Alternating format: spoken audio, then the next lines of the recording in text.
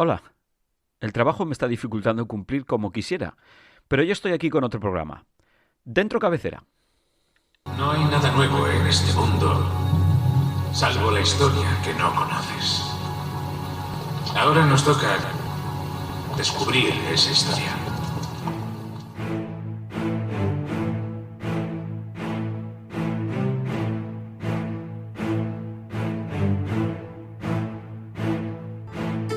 Desde Vitoria-Gasteiz, capital en el norte, saludos. Mi nombre es Ismael García Gómez. Soy un arqueólogo que a veces cuenta historias. Historias de nuestra historia. ¿Te apetece escuchar una? Si es así, adelante. Bienvenida, bienvenido a la máquina del tiempo.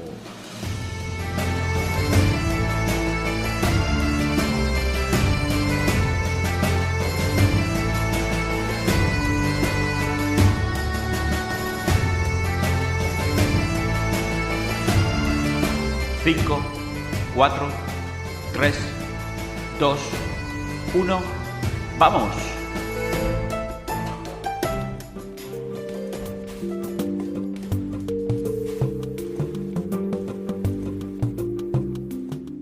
Hoy vamos a remontarnos a principios del siglo XVII. Fue entonces que se dieron algunos de los procesos de brujería más conocidos de todos los tiempos. No me refiero al archifamoso caso de Zugarramurdi, sino a otro que nos pilló bastante más cerca.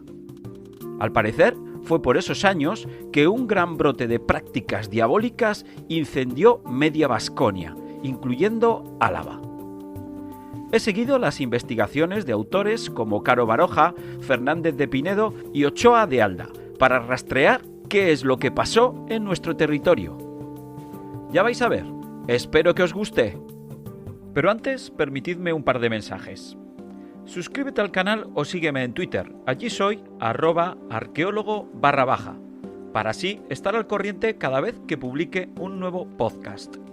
Si te gusta lo que oyes, apoya el trabajo que me lleva a preparar este audio dándole al like o compartiéndolo en redes.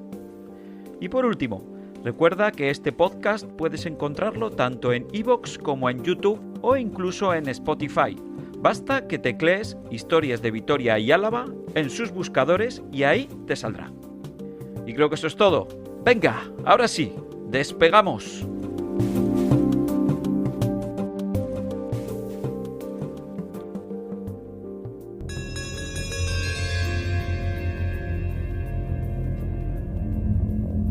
Hay historias e historias, y esta que os traigo hoy es una de esas que te absorben de principio a fin. Una de esas historias que te convencen de que lo sorprendente, lo increíble, lo misterioso, no siempre hay que buscarlo en novelas y ficciones, puesto que la propia historia real ya te las ofrece, con el aliciente añadido de que sabes que en efecto sucedieron y que sus protagonistas vivieron de verdad. Este es el caso de dos modestas campesinas, Mari González, apodada La Coja, de 40 años, y su hija, también llamada María, que solo tenía 12. Ambas, en medio del crudo invierno, pocos días antes de Navidad, se vieron obligadas a dejar su casa en el pueblo de Corres, en el recóndito valle de Izqui, para coger el camino de Vitoria, donde se les había convocado para solucionar un grave asunto. Ese año de 1611 había sido bastante movido para ambas. De hecho, no hacía mucho que habían regresado de otro importante viaje que hicieron a Logroño, empujadas por el mismo grave asunto que ahora les llevaba a Gasteiz. En lo climatológico, aquellos días de finales de diciembre debieron ser, como suelen ser hoy, oscuros, fríos, lluviosos. Quién sabe incluso si nevó. No me cuesta, sin embargo, imaginarlas a ambas caminando a pie, todo lo abrigadas que su economía les permitía, bajando en mutua compañía desde Corres a la vecina Maestu, para luego ascender por el serpenteante camino que llevaba al puerto de Azáceta y de allí a Vitoria. Si el tiempo no era demasiado desfavorable, calculo que el viaje les debió tomar unas 8 horas. Es posible, incluso, que hubieran decidido aprovechar alguna de las vísperas del día de mercado en la ciudad, pues durante esas jornadas había más tráfico y los caminos eran algo más seguros. Las visualizo tensas, asustadas incluso, dada la incertidumbre, pues no sabían exactamente qué era lo que les esperaba en Vitoria. Mientras caminaban, imagino largos silencios y a ratos alguna que otra conversación en euskera, pues, como veremos, apenas entendían 2 palabras de castellano. Esas charlas debieron ser en aquella ocasión bastante frías y además monotemáticas, un puro intercambio de instrucciones con las que llegar a acordar una misma versión de los hechos para cuando llegara el momento y les preguntasen por ello en la ciudad. Confiaban seguramente en que todo fuera bien. De ser así, para Nochebuena estarían ya de vuelta en Corres, y a partir de entonces ya nadie en el valle de Izki podría volver a señalarlas ni a maltratarlas, aunque les tuvieran ganas. Por todo lo que luego contaron, y por lo que es evidente que callaron, no cabe duda de que allí debían ser bastante populares. Populares para mal, quiero decir. Los documentos indican que a María, hija, se la conocía por ser fruto de la relación que tuvieron Mari González de Corres la Coja y Joan González, a quien textualmente se lo califica como hombre soltero, vecino del lugar de Corres. Fijaos en el detalle, no sé si os dais cuenta del relevante matiz de esta última frase. Si Joan González era específicamente soltero, Mari González era madre soltera y María, por lo tanto, una hija gestada fuera del matrimonio. Por la época y el contexto, esto no podía ser considerado sino como una mancha, tanto para la hija como para la madre. Recordad este detalle. Luego volveremos sobre el tema.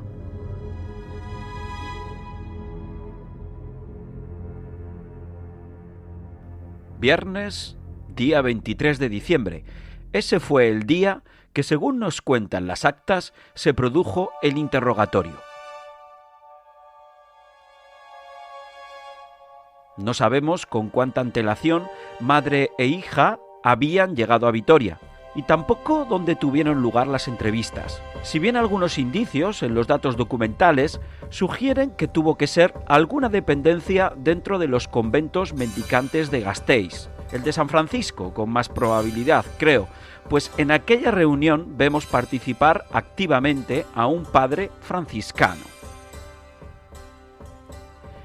En aquellos interrogatorios dudo que hubiera una multitud presente, pues como es de sobra conocido, el licenciado Alonso de Salazar y Frías, inquisidor que comandaba las pesquisas, estaba convencido que para que este tipo de investigaciones diesen verdaderos frutos, era preciso actuar y usar del silencio y la disimulación.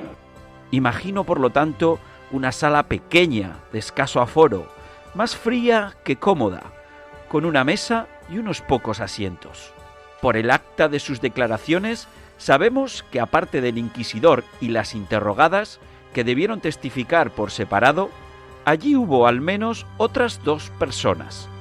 Francisco Ladrón de Peralta, el escribano, que tomó nota de todo, y el citado fraile franciscano, que respondía al nombre de Fray Tomás de Galarza, y que fue imprescindible, porque aquellas mujeres no sabían entenderse en castellano y tuvo que ser él quien hiciera de intérprete de la lengua vascongada, tal como consta en los textos.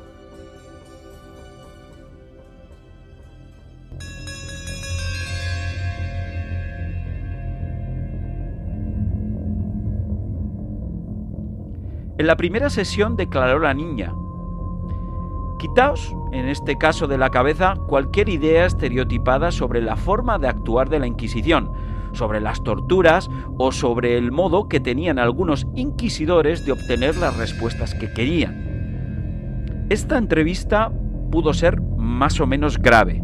María pudo sentirse sin duda intimidada. No en vano, recordemos, solo tenía 12 años. Pero en esta parte del proceso al menos solo hubo palabras. Duras, graves, tensas, pero solo palabras. Desconozco asimismo si la costumbre en estos casos era sentar o dejar en pie a la persona interrogada. Con todo, imagino la tensión, el nervioso cruce de miradas entre los presentes y sobre todo imagino los ojos de miedo en aquella chica. En esencia, ella, en su relato de los hechos, no hizo otra cosa que referirse a ese viaje que había realizado con su madre hacía no tanto tiempo a Logroño. Un viaje que habían emprendido con la intención de prestar declaración voluntaria ante el Tribunal de la Inquisición de aquella ciudad. El objetivo, autoinculparse como bruja. Curioso, ¿no? Pero sigamos en Vitoria. Visualizo bastante bien al intérprete en aquella sala durante el interrogatorio, vestido con su hábito marrón de monje franciscano, entendiéndose en euskera con la muchacha y traduciendo sus palabras tanto al escribano como al inquisidor. Según consta en acta, las palabras de María fueron: «No he sido bruja jamás. Lo que mi madre me hizo decir en Logroño, que lo soy, es mentira. Estando allí, esperando a que nos recibiesen, en la posada donde vivíamos, mi madre me decía que ella había dicho que yo era bruja porque así lo había oído decir». Sí, lo habéis oído bien. La niña estaba reconociendo que había sido su propia madre quien la había convencido para autoinculparse como bruja. Sorprendente, ¿no? Luego, al parecer también su madre le dijo que no se preocupase y que le enseñaría las cosas que había de confesar y manifestar, y los nombres de las personas que había de nombrar por brujas, aunque de todo ello no sabía nada.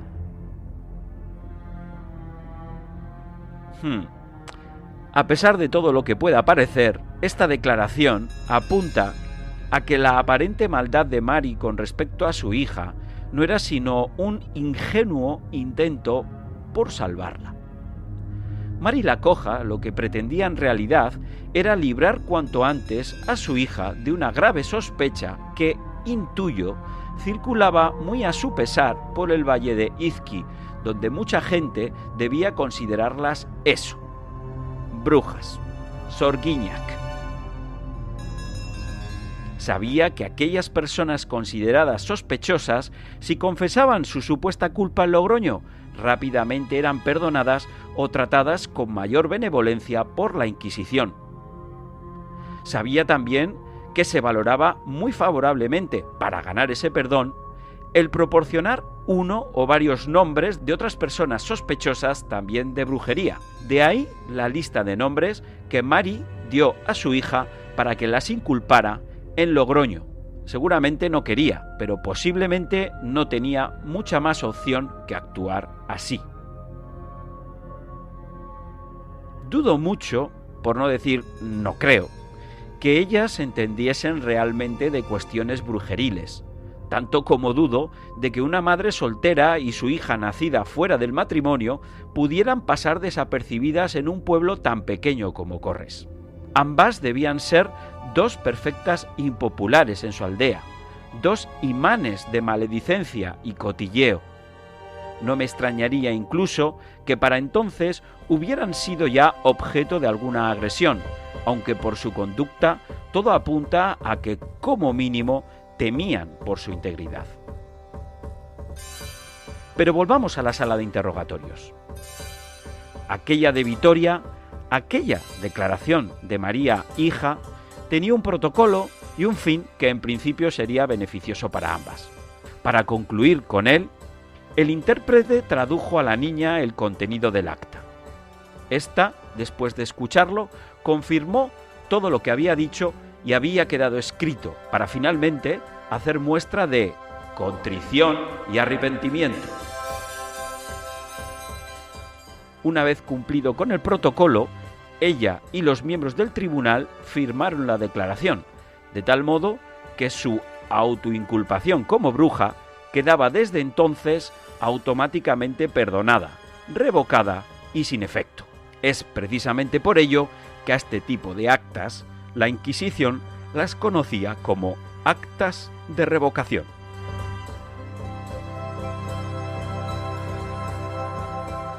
No puedo evitar imaginar a Alonso de Salazar y Frías en aquella sala echando con su pluma una firma al documento en cuestión. Quizá pensaba: bueno, pues ya está, un caso más, uno más prácticamente igual que el resto. Por su talante de jurista, Alonso no debía ser muy dado a creer en historias de brujas. La experiencia le decía que eran más bien imaginaciones y fantasías, a menudo fruto de una histeria colectiva que se cebaba en aquellas personas, mujeres en su mayoría, que eran impopulares en sus respectivas comarcas.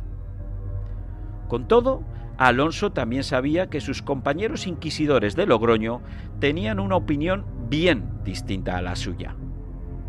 Por eso debía ser cauto y paciente. Por eso debía acumular testimonios y pruebas, testimonios como el de Mari la Coja, que una vez terminó su hija, pasó también ella a declarar. En aquella nueva sesión, el intérprete fue traduciendo todo lo que salía de boca de Mari, sobre todo aquella parte en que hablaba de ese reciente viaje que había realizado con su hija al Tribunal de la Inquisición de Logroño.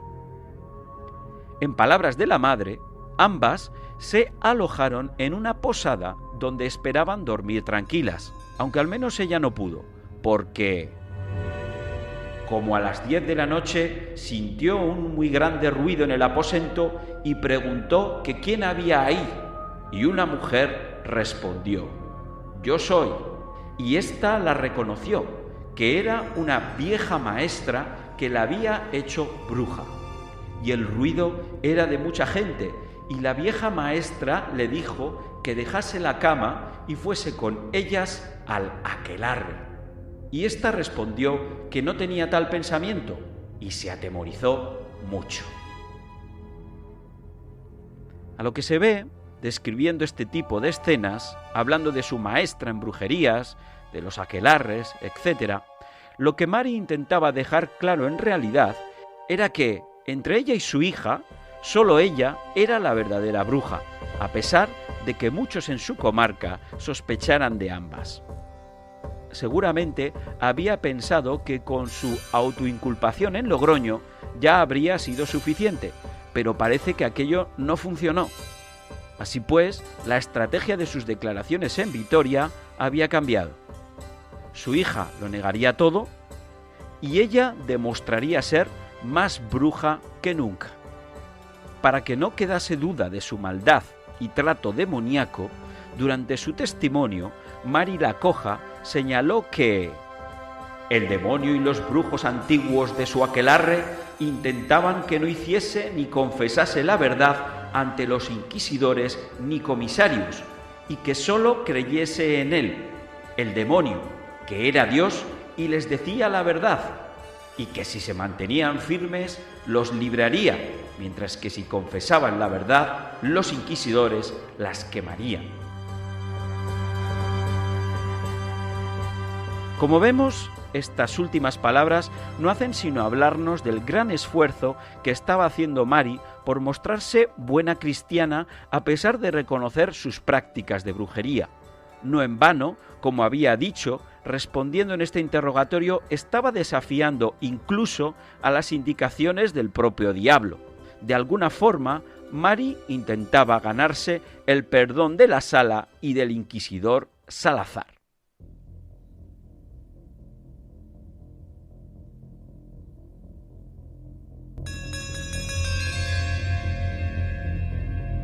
Con toda seguridad, ella no podía sospechar que aquel inquisidor era bastante distinto de esos otros que había conocido en Logroño. No debía saber que en la cabeza de éste apenas tenía hueco el demonio y las prácticas de brujería. Este es de hecho otro de esos rasgos que se atisban en este tipo de declaraciones que realizaban las supuestas brujas.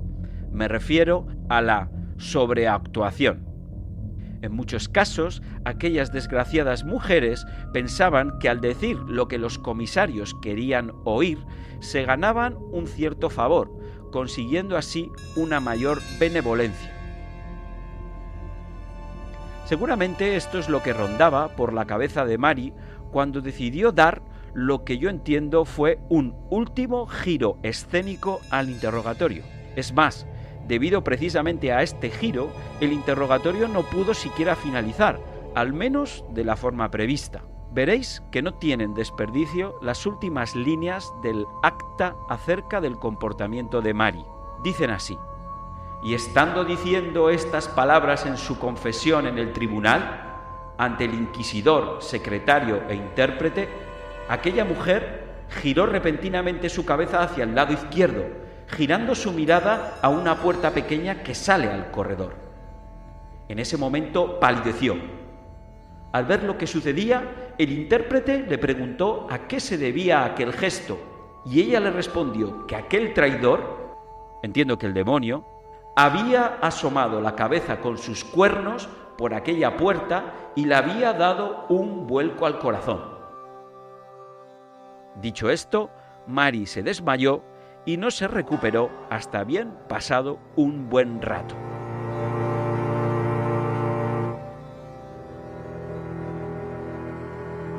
Y fin, para nuestra desgracia, estas son las últimas noticias que hemos podido recabar sobre tan curioso interrogatorio. Quiero pensar que ambas declarantes, Mary y María, volvieron a Corres y que desde entonces pudieron llevar una vida más o menos tranquila, pero lo cierto es que no tengo constancia alguna. Con todo, una cosa es segura: estos no fueron los únicos interrogatorios que el inquisidor Alonso de Salazar y Frías llevó a cabo en Vitoria. Para ese día 23 de diciembre de 1611, Alonso ya llevaba un tiempo haciendo pesquisas en nuestra ciudad, al menos desde el 29 de noviembre, en que constan otro par de entrevistas similares a estas que acabamos de oír y que realizó a otras dos mujeres, Magdalena Elorza, de Atauri, y María de Ulibarri, también de Corres, como nuestras dos protagonistas de hoy. Estas entrevistas también han dejado rastro en forma de actas de revocación, y aunque en cierto modo se asemejan a las que ya en esta ocasión hemos analizado, contienen detalles que nos ayudan a conocer el contexto y los matices del difícil trance psicosocial en el que se encontraban atrapadas todas estas mujeres injustamente acusadas de brujería. Mi idea es seguir tirando del hilo por ahí en el próximo podcast, sin ir más lejos. Estad atentas. Veréis hasta qué punto vamos a sorprendernos.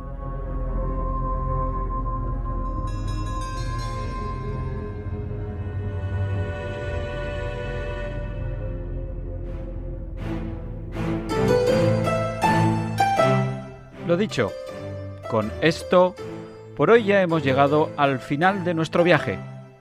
Compañera, compañero, espero verte por aquí la semana que viene. Recuerda que el próximo martes subiré un nuevo viaje en el tiempo. Si todo ha ido bien, te agradecería que me lo hicieses saber plantando un me gusta a este audio. Si además compartes en redes el podcast, mejor que mejor. Todo ello me servirá de incentivo para seguir elaborando más y mejores historias de Vitoria y Álava. Recuerda que esta es una iniciativa que realizo sin apoyos y confeccionar todo este material lleva su tiempo. Por ello, aunque solo sean simbólicos, tus me gusta son importantes para seguir con ánimo en esta labor divulgadora. Ya sabes, si quieres enterarte cuando publique nuevos capítulos, suscríbete al canal o sígueme en Twitter. Allí soy @arqueólogo_. En fin, sea como fuere, Es que ricasco por la escucha. Agur, agur.